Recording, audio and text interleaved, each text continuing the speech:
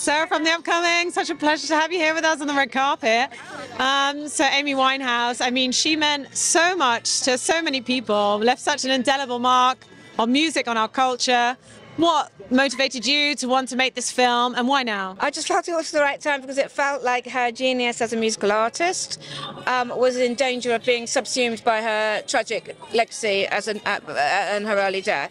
And we didn't want her to become fetishized and objectified in the way that so many, particularly female artists who died young, if you look at Judy Garland, Marilyn Monroe, Janis Joplin, they all take a particular place in the pantheon of the culture as a legacy of tragic death. And Amy deserves, well, they all deserve more than that, but Amy, we felt like we can do something about this. We can give her back ownership of her music and ownership of her legacy, and that's what we want to do. And it does such a wonderful job of, you know, this balance between really capturing what made her so unique as a music artist and capturing her influences, while also not shying away from a lot of the personal struggles she faced. What was your approach, you know, from the beginning, and what did you want to achieve in the way you told the story?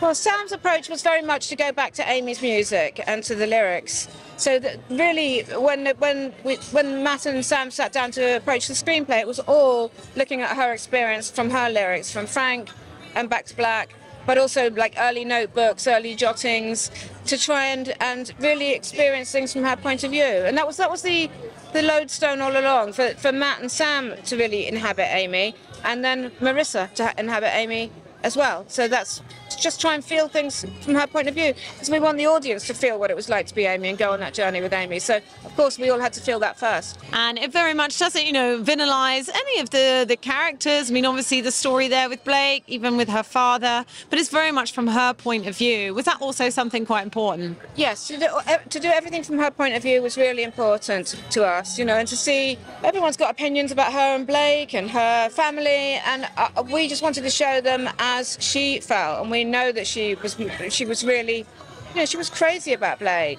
And when we went round to visit Janis, her mum, and asked her about Blake, I remember Sam saying, "Did you like Blake?" And Janis said, "You know, I didn't like him or not like him, but what and obviously he played a part with the drugs and everything in Amy's life. But she said, my daughter died at 27, and I'm really glad that she experienced one great love in her life." And that really meant a lot to us, you know, and so we wanted to show that great love for what it was. And talking about this incredible cast, particularly Marissa, I mean, her incarnation is just phenomenal, obviously the costumes and everything, but also Jack O'Connell and Leslie Manville. I mean, that wonderful relationship she shared with her grandmother is so pivotal in the story too. Yeah, no, it was wonderful, and I didn't really know that. I mean, I'm a big Amy fan, but I didn't know about that relationship with her grandmother until we started to make the film. You know, I knew her grandmother had died, and she had been really upset about that in the course of her rise to fame, but I didn't realise that really special relationship she had.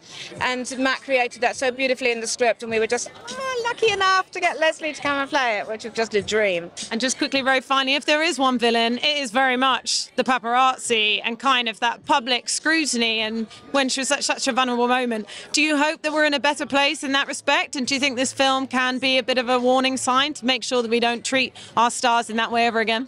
Yeah, definitely. I mean, I would say there's two villains in the film, and one is addiction and the other one is the paparazzi. But I would say we're in a much better place already with that, because, you know, since the advent, I mean, Amy was in the last days of analog. You know, it was a pivotal point of celebrity fascination, but before celebrities had started to get ownership of their own images for a bit. And the turning point in that was about 2012, which was too late for Amy.